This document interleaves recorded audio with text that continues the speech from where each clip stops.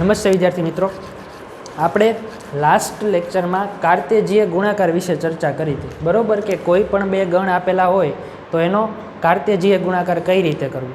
ધારો કે કોઈ એ ગણ તમને શું આપેલો છે 1,2, બરાબર, અને એ જ રીતે કોઈ બી ગણ શું આપેલો છે a, b, બરાબર. હવે અહીંયા મારે જો a ક્રોસ b એટલે કે a અને bનો કાર્તેજીય ગુણાકાર મેળવવો હોય તો મારે શું કરવું પડે, તો કે એકની સાથે a, પછી એકની સાથે b, બેની સાથે a અને બેની સાથે સમજણ.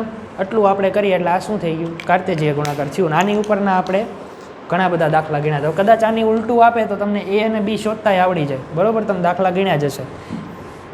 હવે સ્વાધ્યાયના જે દાખલા બાકી હતા એની આપણે ઝડપથી ચર્ચા કરી લઈએ, બરાબર, પછી આપણે આગળ સંબંધની વ્યાખ્યા સમજીએ.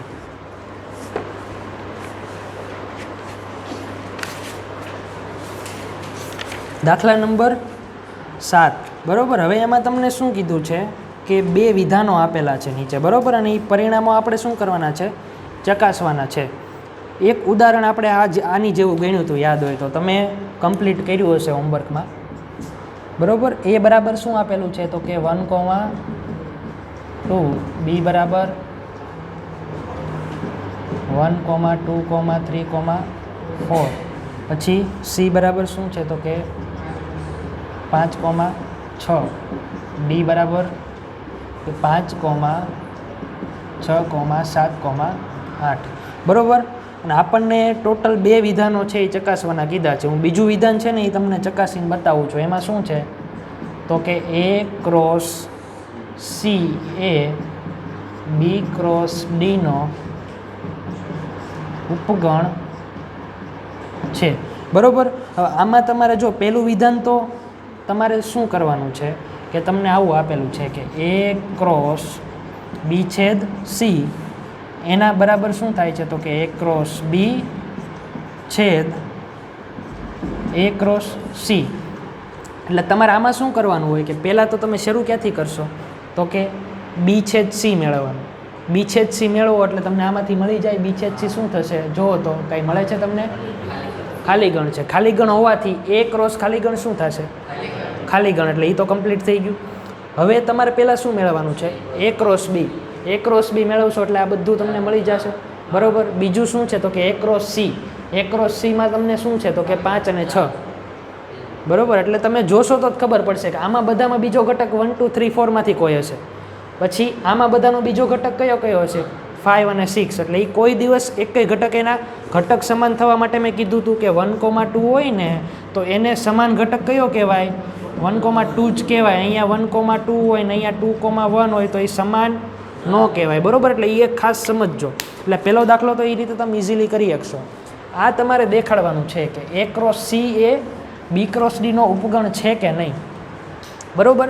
તો પહેલાં એની માટે આપણે શું કરશું, તો કે a ક્રોસ સી મેળવીએ. a ક્રોસ સી અહીંયા તમને શું મળશે, તો કે આપણે એના બધા પ્રથમ ઘટકો લેવાના, 1,5, 1,6, 2,5 અને 2,6. આ તમને શું મળ્યું, a ક્રોસ સી.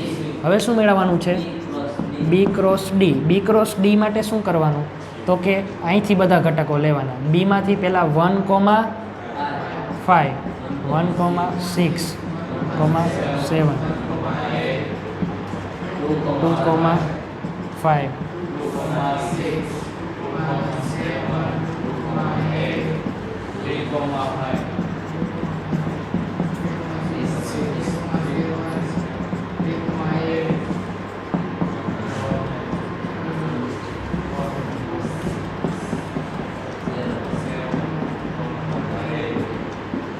ટોટલ 16 ઘટકો મળ્યા, બરાબર આપણને. હવે જુઓ તો આ બધા ઘટકો આમાં છે કે નહીં, પહેલેથી ચેક કરીએ. 1,5 છે, બરાબર. 1,6, 2,5 તો કે અહીંયા છે, પછી 2,6 તો કે અહીંયા છે, બરાબર. એટલે આ જે a ક્રોસ સી છે એના 4 ઘટકો કેમાં છે, બી ક્રોસ ડીમાં. એટલે આપણે શું કહીએ કે તેથી a ક્રોસ સીનો ઉપગણ બી ક્રોસ ડી છે, બરોબર. શું ઓકે સોરી અહીંયા બી ક્રોસ બી અને અહીંયા એ ક્રોસ સમજાણું કઈ રીતે? એટલે આવા દાખલા હોય તો આપણે શું કરવું પડે? પહેલાં બંને સાઈડ અલગ અલગ મેળવો, બરાબર ને? પછી તમે બે પરિણામોને સામસામી આપણે જે પણ ચકાસવાનું કીધું એ ચકાસવાનું. સાબિત કરવાનો કોઈ પણ દાખલો હોય આપણે ગણમાં જોયું તો શું કરતા હતા? તો કે ડાબી બાજુ પહેલાં લઈને આખું એનું પરિણામ મેળવો, જમણી બાજુ મેળવો. સાબિત હર વખતે આ જ રીતે કરવું. સામાસામી બે લખીને કરશો ને તો કોઈ દિવસ દાખલો સાચો નહીં પડે, એ ખોટું જ આવશે. એ તમે શું કર્યું કહેવાય? તો કે બેયને સમાન લઈને દાખલો ગણ્યો. આપણને શું કીધું છે કે આ બેયને સમાન સાબિત કરો. સાબિત કરવા માટે બે પરિણામો સરખા દેખાડવા પડે. તમે પહેલેથી સરખા લઈને છેલ્લે સુધી લેતા જાઓ તો એ તમે સરખા સાબિત ન કર્યા કહેવાય, બરાબર? એટલે એ વસ્તુ એક ખાસ ધ્યાન રાખવાનું.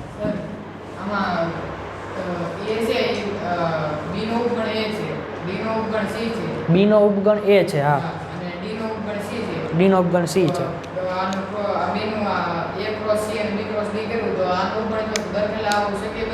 એવું જોવું પડે, ચેક કરવાનું જે ગણ આપેલા છે, બરોબર, એક ક્રોસીન એવું બધું વિચારવા કરતાં સીધું જ ખબર પડે કે ઘટકો જ મેળવી લેવાના હોય, બરોબર? કયા રિઝલ્ટ એવું બધું નથી કરવાનું. પ્રમેય રીતે આપણે જે કર્યું ને એ જ રીતે તમારે સાબિત કરવાનું. એ પક્ષ ને સાધ્ય ને એ બધું હવે ગયું. હવે એક પણ એ રીતે આપણે સોલ્વ કરવાના નહીં, બરોબર?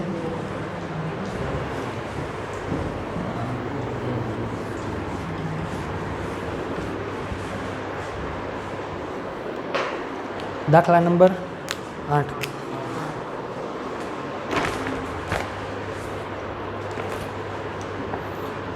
હવે જુઓ તો એમાં તમને શું કીધું છે કે એ અને બી આપેલા છે.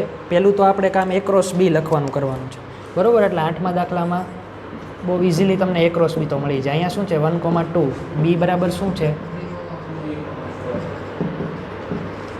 એ ક્રોસ બી શું થશે તો કે 1,3, 1,4, 2,3 અને હવે તમને એમ કીધું છે કે એ ક્રોસ બીને ટોટલ કેટલા ઉપગણો છે, બરાબર? અને એના ઉપગણો બધા આપણે દર્શાવવાના છે. તો પહેલાં તો ઉપગણો કઈ રીતે મળતા હતા આપણને? ગણમાં કોઈ ગણમાં ધારો કે 2 ઘટક છે તો એના ઉપગણો કઈ રીતે મળે?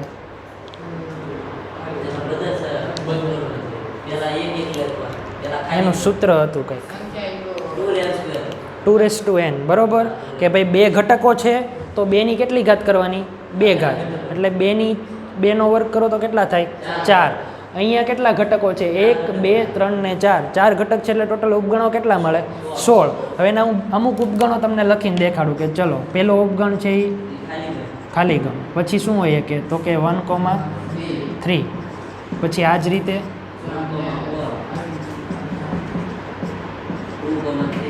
બધા એક એક ઘટકો આવે. પછી 2 ઘટકો કઈ રીતે દર્શાવવા? તો આ રીતે 3, બરાબર? આ રીતે 2 ઘટકો. 3 ઘટકો માટે તમે કહી શકો 1, 2, 3 લ્યો, બીજા 3 લ્યો. 3, 3ની જોડી જેટલી બને છે એ બધી બનાવી નાખવાની, બરાબર? એટલે તમારે આગળના દાખલા આપણે ઉપગણો લખતા તેમાં શું હતું કે આ ટાઈપના ગણ આપ્યા હોય, કોઈ ઘટકો તમને સિંગલ ડિજિટ તરીકે આપેલા હતા. અહીંયા આખો ઘટક તમારો શું છે 1,3. કોઈ આ બંને છૂટું પાડીને ગુણધર્મો નથી લખવાનું, બરોબર? એ આખો ઘટક જ આ છે. એટલે જ મેં એક ઘટક દર્શાવ્યો કે તમને ખબર પડે કઈ રીતે એના ઉપગણ લખવાના છે. એક એક ઘટકો આ રીતે દર્શાવો. 2 ઘટકો તો કે આ રીતે, તો કે પહેલું ને બીજું લીધું, પછી બીજું ને ત્રીજું લ્યો, પહેલું ને ત્રીજું છે, બીજું ને ચોથું, જેટલી પણ શક્યતાઓ ટોટલ થાય એ બધી લઈ લેવાની. ક્રમનું મહત્વ નથી, એટલે તમે પહેલું ને બીજું લ્યો ને પાછું બીજું ને પહેલું લેવાની કોઈ જરૂર નથી, બરોબર? કે તમે પહેલાં શું કર્યું તો કે પહેલું ને બીજું લીધું, હવે તો કે બીજું ને પહેલું લઈએ, એવું કાંઈ કરવાનું નથી. પહેલાં શું કરો, પહેલાં સાથે બીજું, ત્રીજું ને ચોથું લઈ લો. પછી બીજા સાથે પેલું તો ઓલરેડી આવી ગયું છે એટલે બીજા સાથે ત્રીજું અને ચોથું લઈ લો. ત્રીજા સાથે પેલું બીજું ઓલરેડી આવી ગયું છે, ખાલી કયું લેવાનું રહે? ચોથું. અને ચોથા સાથે બધા આવી જ ગયા છે એટલે એની સાથે કાંઈ લેવાનું. એટલે આ રીતે બધા ઉપગણો લખવાની રીતે મેથડો, એવું નહીં કે ગમે એ રીતે લખી નાખે, બરાબર? આ રીતે સિસ્ટમેટિકલી જાશો ને તો ઉપગણો લખવામાં વિચારવું નહીં પડે, ઓલું વિચારવું પડશે કે કયો ઘટક રહી ગયો, કયો ઘટક બાકી છે. તમે ડાયરેક્ટ ગયા પહેલાં આરે બીજું લીધું, પછી બીજા ત્રીજું, તો છેલ્લે વિચારવું પડશે કયો ઘટક બાકી રહી ગયો. અમુક વખત કોઈ ઘટક રહી જશે, બરાબર? એટલે એ એક ખાસ ધ્યાન રાખવાનું. એટલે આ 16 ઉપગણો લખી શકશો ને બધા? ઓકે. હવે એની પછીનો દાખલો જોવો.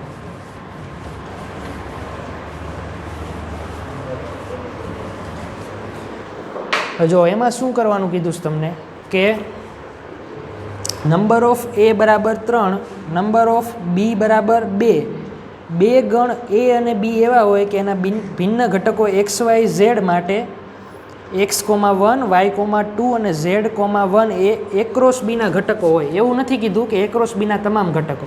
એ ક્રોસ બીના ઘટકો કેટલા થાય? 6 ઘટકો થશે. એ 6 માંથી તમને કેટલા આપેલા છે? 3 ઘટકો આપેલા છે. એટલે એ 3 ઘટકો આપેલા છે ને એ હું અહીંયા લખું છું. જો 9મા દાખલા.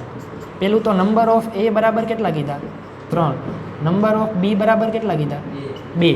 બરોબર. હવે તમને શું કીધું કે x, 1, y, 2 અને z, 1 આ છે એ 3 ઘટકો એક્રોસ બીના છે કે આ એક્રોસ બીના ઘટકો છે. બરોબર. હવે તમારે શું કરવાનું છે કે એના 3 ઘટકો છે તો એ 3 ઘટકો તમને કેમ ખબર પડે કે જો આ x, y અને z. બરોબર. એટલે કે એ બરાબર શું હશે? બી બરાબર શું હશે? તો કે 1 અને 2. 1 રિપીટ નથી કરવાનું. આપણે 2 ઘટકોની જ તે એમાં કે સોરી બીમાં કેટલા ઘટક છે? 2 ઘટક ગોતવાના છે. કયો કયો છે? 1 અને 2. એટલે થઈ ગયું 1, 2. એ અને બી બંને મળી ગયા. બરોબર. એટલે એવું જરૂરી નથી કે તમને બધા ઘટકો હર વખતે આપે. એ લોકો રિક્વાયરમેન્ટ પ્રમાણેના ઘટકો આપીને તમને પૂછીએ કે એક એ અને બીના ઘટકો શોધો. આપણને શું હોય એક્રોસ બીમાં 6 ઘટકો છે, 3 આપ્યા તો કેમ ખબર પડે? પણ એ તમને ખબર પડી જ જશે થોડુંક વિચારશો ને એટલે. બરોબર. હવે જુઓ છેલ્લો દાખલો. એમાં શું કીધું છે કે એક્રોસ એના ઘટકોની સંખ્યા 9 છે. એક્રોસ એના ઘટકોની સંખ્યા 9 હોય તો એમાં કેટલા ઘટકો હોય? 3 ઘટકો એમાં હોય. બરોબર. કેમ કે નંબર ઓફ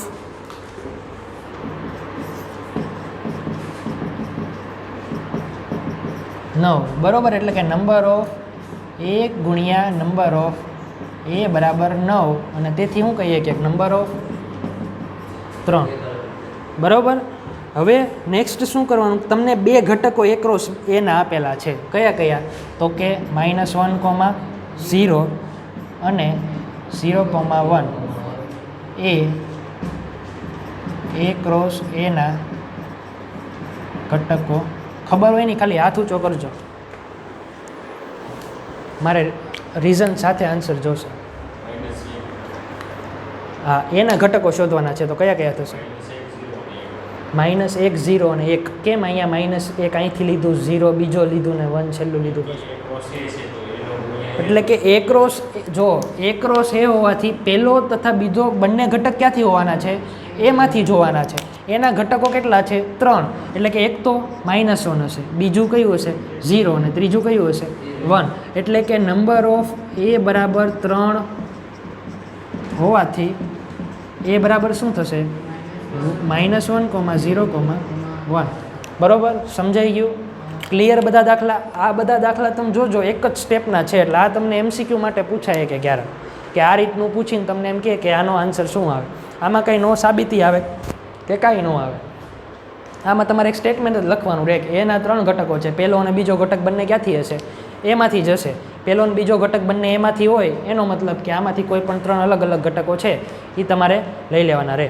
બરોબર. એટલે અહીંયા આપણે કાર્તેજીય ગુણાકાર છે એ કમ્પ્લીટ થાય છે. હવે આપણે સંબંધની વ્યાખ્યા સમજીએ છીએ. પ્રોપરલી સમજજો. બરોબર. કે સંબંધ શું કહેવાય. હવે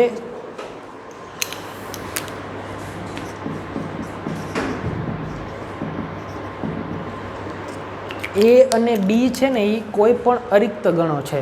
બરોબર. એટલે કે એ અને બીમાં કંઈક ને કંઈક ઘટકો તો હશે જ તે.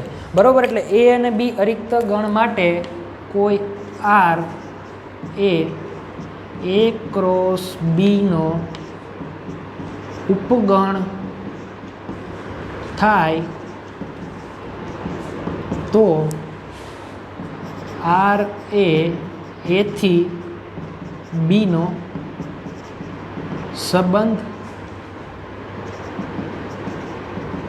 કહેવાય. બરોબર. એટલે કે આર ઉપર આપણે એવું કહીએ કે એ અને બી છે એ કેવા છે કે અરિક્ત ગણો છે. બરોબર.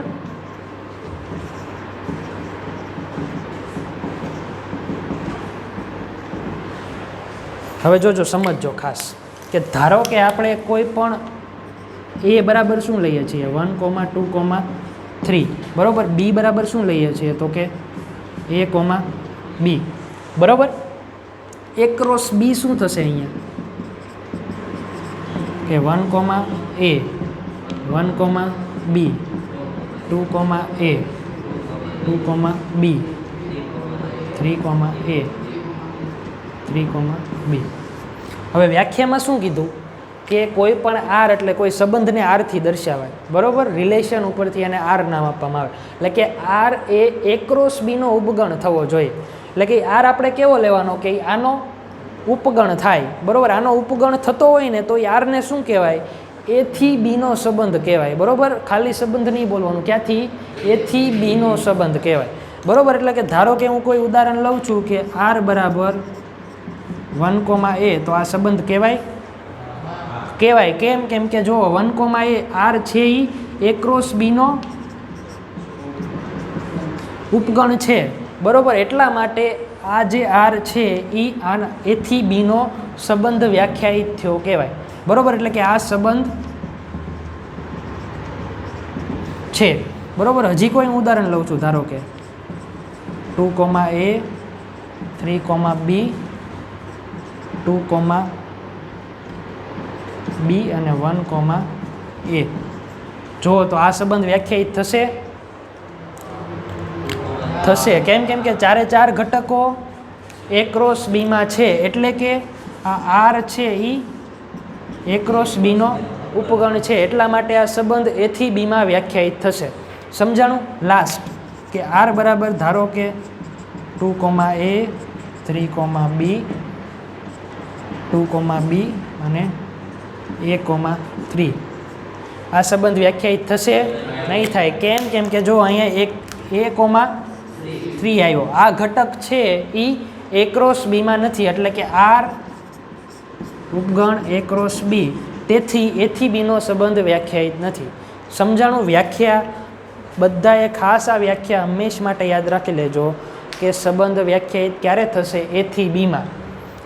આમાં છે ને શબ્દો બહુ મહત્ત્વના છે. ડાયરેક્ટ એવું નહીં બોલી જવાનું સંબંધ વ્યાખ્યાયિત છે, પણ શું વ્યાખ્યાયિત છે તમારે પ્રોપરલી કહેવું પડશે કે એથી બીનો સંબંધ વ્યાખ્યાયિત છે. એ અને બી બંને શું છે આપણે ઉપર લખ્યું છે એ અને બી બંને અરિક્ત ગણો છે. એ અને બી બંને અરિક્ત ગણો હોવાથી એથી બીનો સંબંધ વ્યાખ્યાયિત થશે ક્યારે કે આર છે એ એ ક્રોસ બીનો ઉપગણ થવો જોઈએ. એટલે કે એ ક્રોસ બીનો ઉપગણ જ્યારે થશે ત્યારે આર છે એ એથી બીમાં વ્યાખ્યાયિત થશે. એટલે પહેલાં તો વ્યાખ્યા પ્રોપરલી લખો અને પછી આ 2-3 ઉદાહરણ લખી લો. પછી આપણે એને અલગ અલગ કઈ રીતે દર્શાવવા એ સમજી લઈએ.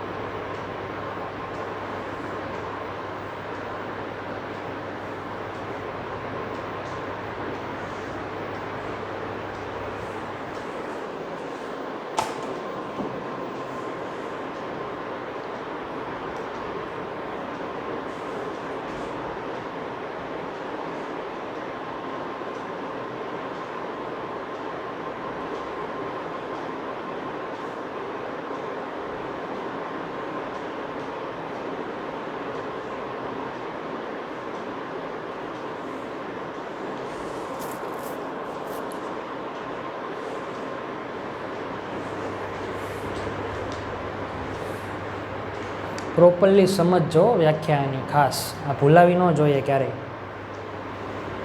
સંબંધ અને વિધેય બંનેની વ્યાખ્યા છે ને એની ઉપરથી જ આગળની બધી થિયરીઓ ઘણા ચેપ્ટરની બનશે. કે પ્રતિવિધેયો છે ને, તો પ્રતિવિધેયો માટે પહેલું જ તમારે સ્વાધ્યાય છે ને એ આખો વિધેય ઉપર હોય કે પ્રતિવિધેય શું કામ કહેવાય. તમે ત્રિકોણમિતિ છે તો એને વિધેય શું કામ કહો છો? વિધેય કહેવા માટે એની વ્યાખ્યા હોય કે ભાઈ આવા જે એના ગુણધર્મો. અહીંયા કેમ આપણે કીધું કે આર એ ક્રોસ બીનો ઉપગણ થાય ને તો સંબંધ કહેવાય. તો વિધેયની વ્યાખ્યા સમજશું તો વિધેય કેમ કહેવાય છે એની વ્યાખ્યા ઉપરથી તમે એમ કહી શકો કે આ ત્રિકોણમિતિના સાઇન કોસને એ બધા શું છે? વિધેય છે. બરાબર, એટલે એ ખાસ સમજજો. આની આ બેઝ ક્લિયર હશે ને તો તમને એ બધા વિધેયો સમજવામાં બહુ ઇઝી પડશે. લખાઈ ગયું બધાને? હવે છે ને કોઈ પણ સંબંધ છે ને આપણે બે રીતે દર્શાવી શકીએ. એક તો આપણે જે અત્યારે દર્શાવ્યો એ, બરાબર, કે યાદીની રીતે અથવા તો ગુણધર્મની રીતે. એક એ રીતે દર્શાવવાનો. ગુણધર્મની રીતે આપણે સમજશું, હમણાં દાખલા ગણશું ને એટલે કે અમુક સંબંધ ગુણધર્મની રીતે વ્યાખ્યાયિત હોય. અને બીજું તમે એને છે ને આવી આકૃતિ વડે દર્શાવી શકો કે અહીંયા એ બરાબર શું હતું? 1 2 3. અહીંયા બી બરાબર શું હતું? એ અને બી. એટલે આપણે એક સંબંધ આર બરાબર હમણાં શું લીધો હતો કે 1, a. બરાબર, એટલે 1, a થતું હોય એનો મતલબ કે આપણે એને આ રીતે દર્શાવીએ કે આ એક એથી બીનો સંબંધ છે. બરાબર, એક જ ઘટક હોવાથી એક જ એરો દર્શાવવાનો. તો આ સંબંધને તમને એમ કે ને કે તમે આકૃતિથી બતાવો તો તમારે આ રીતે દર્શાવવાનો રહે. અહીંયા એ બરાબર કયો? પહેલો ગણ જે છે એ ક્રોસ બીનો ઈ લ્યો. બી બરાબર તો કે જે એ અને બી જે બીજો ગણ આપેલો છે. પછી એક છે એ અહીંયા જોવાનું, એક કોની સાથે સંકળાયેલો છે, બે કોની સાથે સંકળાયેલો છે. જેની સાથે સંબંધમાં હોય એમાં તમારે ખાલી એરો બતાવવાનો રહે. હજી ધારો કે આર બરાબર 1, a 2, b અને 3, a આવું આપેલું છે. બરાબર, તો એનો મતલબ શું થાય કે આ 1, a દર્શાવ્યું, પછી 2, શું દર્શાવવાનું આપણે? બી અને 3, a. બરાબર, તો સંબંધને આ રીતે દર્શાવતા તો આવડી ગયું તમને. કોઈ પણ ખાલી તમારે બેયના ગણ લખવાના, એ અને બી, અને જેની સાથે જે સંબંધમાં હોય એ તમારે એને દર્શાવી દેવાનું રહે. બરાબર, આનો ઉપયોગ ઓછો આવશે પણ આ સમજવા માટે ઘણી વખત આપણે લેખશું. થિયરી સમજવા માટે આનો ઉપયોગ ઘણી વાર લેશું. બરાબર, એટલે ખબર હોવી જોઈએ કે આ પહેલાં અહીંયા શું લખીએ છીએ, અહીંયા શું લખીએ છીએ, કોની સાથે કોનો સંબંધ છે એ આપણે દર્શાવીએ. બરાબર, હવે છે ને આ સંબંધ પછી બીજી અગત્યની વ્યાખ્યા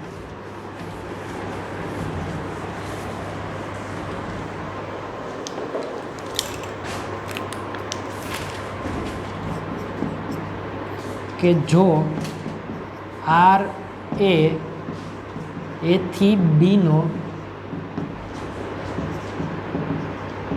સંબંધ હોય તો આરના પ્રથમ એટલે કે આરની તમામ ક્રમયુક્ત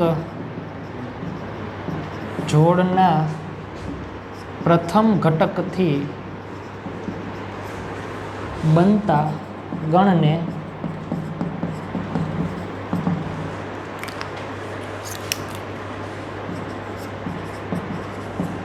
પ્રદેશ કહેવાય છે. બરાબર, આ વસ્તુ ખાસ સમજજો. મેં તમને કીધું કે આની ઉપરથી એને જેટલા દાખલા MCQ પૂછવા હોય ને એટલા પૂછીએ કે પ્રદેશ કોને કહેવાય. તો કે આપણો જે સંબંધ આર આપેલો છે એ એથી બીમાં વ્યાખ્યાયિત છે. તો આરના જે એની ક્રમયુક્ત જોડ અહીંયા કેમ હમણાં એક જ હતી, એવી રીતે એની તમામ ક્રમયુક્ત જોડ હોય ને એના પહેલાં ઘટકનો જે ગણ બને ને એને શું કહેવાય? પ્રદેશ કહેવાય. બરાબર, ખાસ સમજવાનું પ્રદેશ કોને કહેવાય નહીં. એ જ રીતે બીજી વ્યાખ્યા ઇમ્પોર્ટન્ટ આપો. આને શું કહેવાય કે જો આર એથી બીનો સંબંધ હોય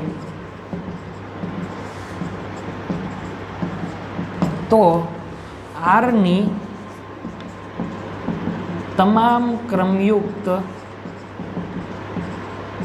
જોડના બીજા ઘટકથી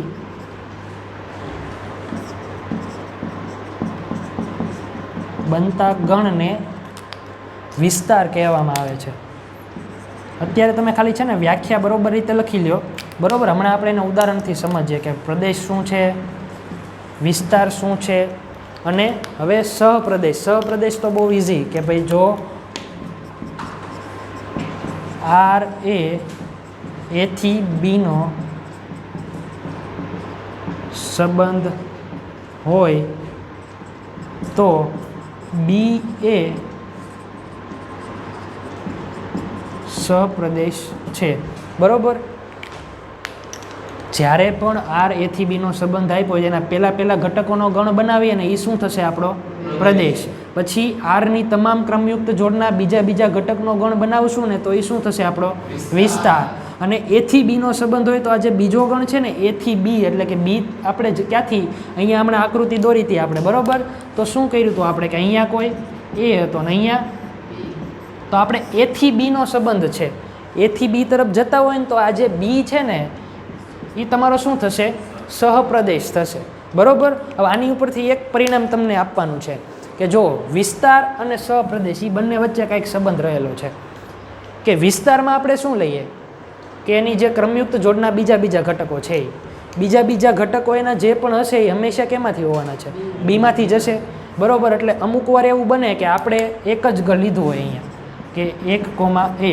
બરોબર, તો આમાં તમને સહપ્રદેશ તો આખો બીજ મળવાનો છે કે a, b આખો. સહપ્રદેશમાં શું લીધું કે એથી બીનો હોય તો બી એ શું છે તમારો સહપ્રદેશ. પણ વિસ્તારમાં શું આવશે ખાલી એ એક જ આવશે. બરોબર, તો વિસ્તારી છે સહપ્રદેશનો શું થશે ઉપગણ થશે હંમેશા. બરોબર, સમાન થઈ શકે એવા આપણે ઘણા દાખલા ગણ્યા કે ભાઈ એ અને બી બંને આન્સર આવી જતા હોય.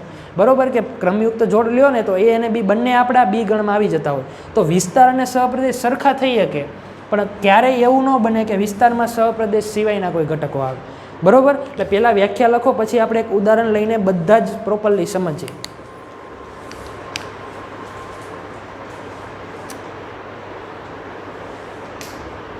ફેરબુકમાં બધી જ વ્યાખ્યાઓ છે ને એ પ્રોપરલી ઉદાહરણ સાથે લખાવવી જોઈએ.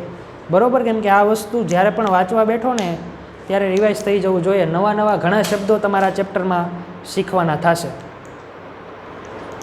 અત્યાર સુધી આપણે જે 2 લેક્ચર ગયા તો ઘણા બધા નવા શબ્દો તમારી પાસે આવ્યા છે કે તમે એ પહેલી વાર હજી નામ સાંભળ્યું હોય.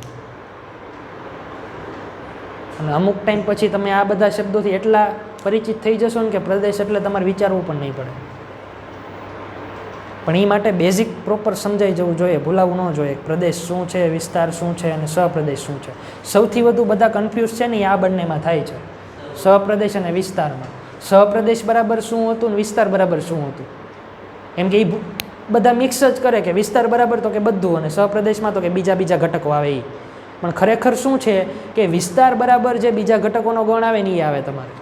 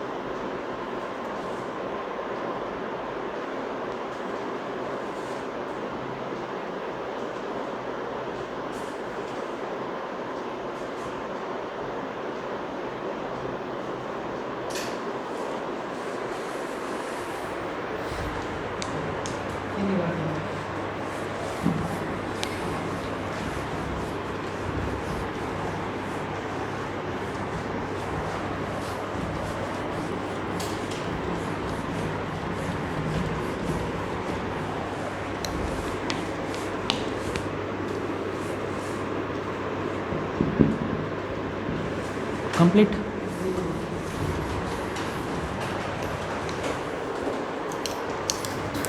હવે જો અહીંયા આપણને કોઈ એ બરાબર 1 2 3 4 આપેલું છે, બી બરાબર એ બી અને સી આપેલું છે. બરાબર, આપણે અલગ અલગ સંબંધ લખશું અને એની ઉપરથી એના પ્રદેશ, વિસ્તાર અને સહપ્રદેશ લખવાના છે. બરાબર, પહેલો આપણે સંબંધ વ્યાખ્યાયિત કરીએ કે આર બરાબર શું છે તો કે 1, a 2, c 3, b 4, a. બરાબર, એટલે કે અહીંયા પણ આપણે બી. આટલું સમજાણું. પહેલાં તો આ મેં કોઈ સંબંધ લીધો, પહેલાં તો ચેક કરો આ સંબંધ વ્યાખ્યાયિત છે. શું કરવાનું વ્યાખ્યાયિત ચેક કરવા માટે? એ ક્રોસ બીનો ઉપગણ થવો જોઈએ. એ ક્રોસ બીનો ઉપગણ છે, બરાબર. એટલે સંબંધ તો પહેલું સ્ટેપ તમારે શું લખવાનું કે એથી બીનો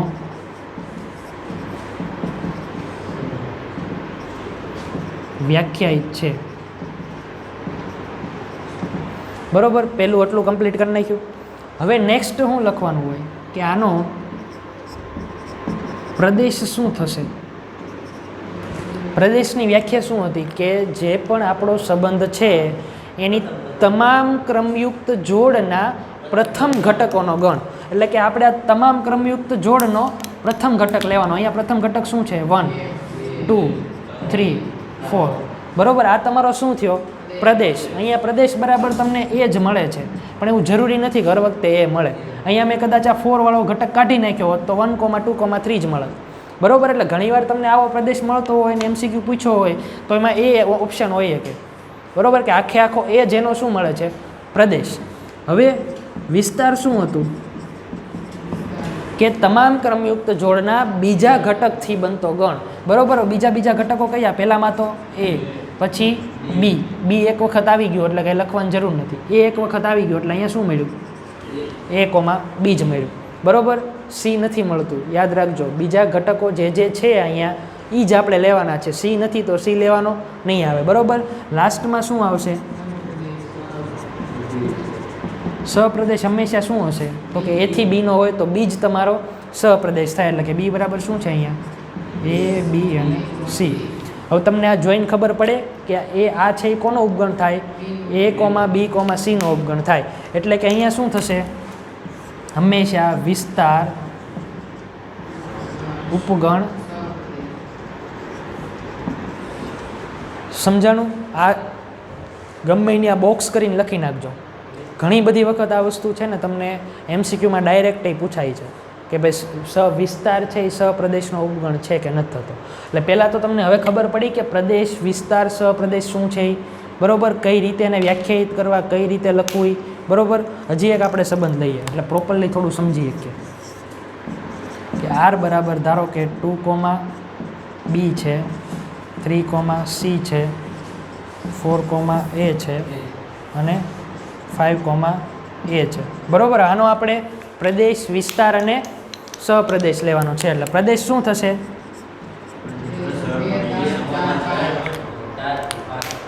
બહુ સરસ, 5 છે આપણે એમાં. તો કેમ ડાયરેક્ટ પ્રદેશ લખવા માંડ્યા? બરાબર. એટલે અહીંયા જો તમે આ 5 છે એ અહીંયા આવતો જ નથી તો આ સંબંધ જ વ્યાખ્યાયિત નથી. એટલે આમાં પછી એવું નહીં કે પહેલાં ઘટક બધા લઈ લેવાના છે તો ચાલો લેવા મળીએ, બરાબર. એ MCQમાં આવી જ રીતે તમને કન્ફ્યુઝ કરે, બીજું કાંઈ ન કરે. એવો એકાદો વચ્ચે ઘટક મૂકી દે જે સંબંધમાં ન આવતો હોય, પછી તમને પ્રદેશ કહે એટલે આપણે તો તરત આપણને તો પ્રદેશ આવડે જ છે, બરાબર. લખો પહેલાં ઘટક, આવી જાય 0 માર્ક પછી. એટલે ખાસ ધ્યાન રાખો ગમે એ રીતે પછી છે ને વ્યાખ્યાયિત ન, અહીંયા તમે કાંઈ લખી જ ન શકો એટલે સીધું હું લખી નાખવાનું કે સંબંધ વ્યાખ્યાયિત નથી.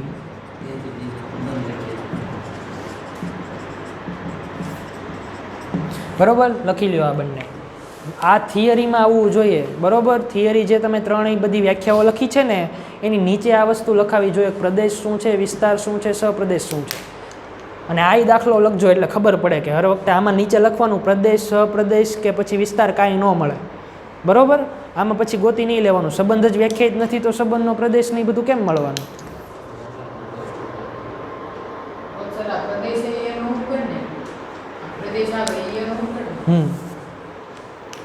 પણ તમારે એ જ તમે એવો લેવાના છો, આ પ્રદેશમાં લેવાના છો, એ અમુક ઘટક ન આવે એટલે એ તો ઓબ્વિયસલી થવાનું જ છે.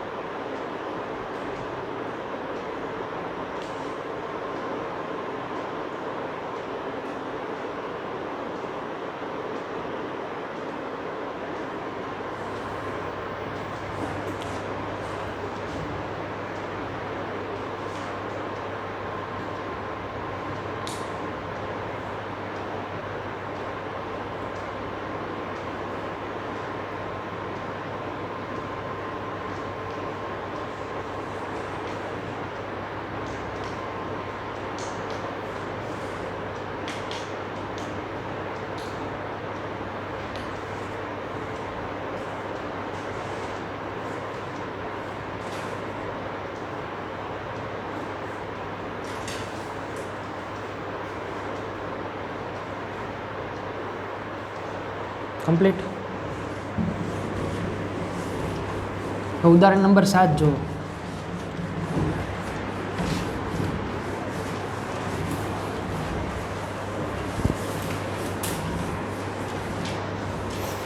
એમાં તમને એ બરાબર શું આપેલું છે? 1 2 3 4 5 6 બરોબર.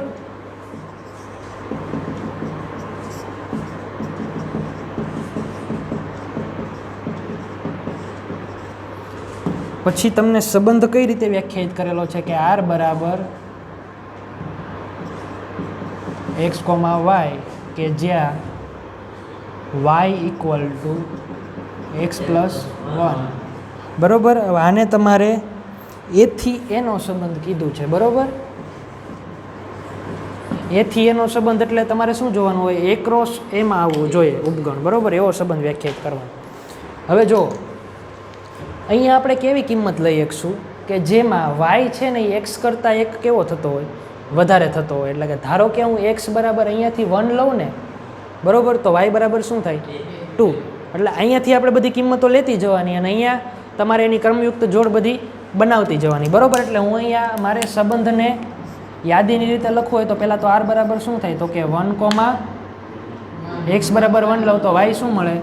2. પછી 2, 3,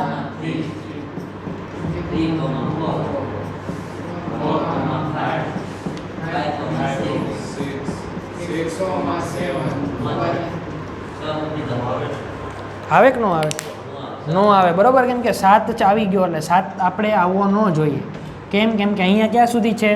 6 સુધી જ છે. એટલે અહીંયા 5, 6 સુધી જ આવશે. ઘણા બધા 7 સુધી લખી જ નાખે છે બરોબર. જોતા નથી કે અહીંયા ક્યાં સુધી છે? 6 સુધી. એટલે આપણે સંબંધને યાદીની રીતે દર્શાવ્યું. હવે તમને એમ કીધું છે કે આને તમે કિરણ આકૃતિથી દર્શાવો તો ઓલી આકૃતિ આપણે દોરીતી એવી. અહીંયા એ 1 2 3 4 5 અને કિરણ આકૃતિ અહીંયા એ જશે.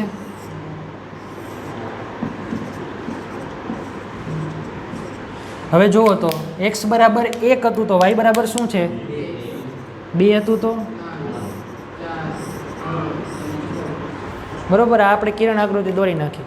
હવે તમને આનો પ્રદેશ, વિસ્તાર અને સપ્રદેશ કીધું છે. પ્રદેશ બરાબર શું થશે?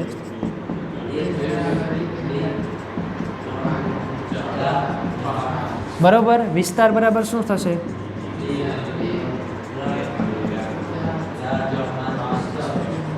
અને સપ્રદેશ બરાબર એ બરાબર શું થાય? અહીંયા તો એક ક્રોસ એ છે એટલે એથી એ એટલે એ જ આવશે બરોબર.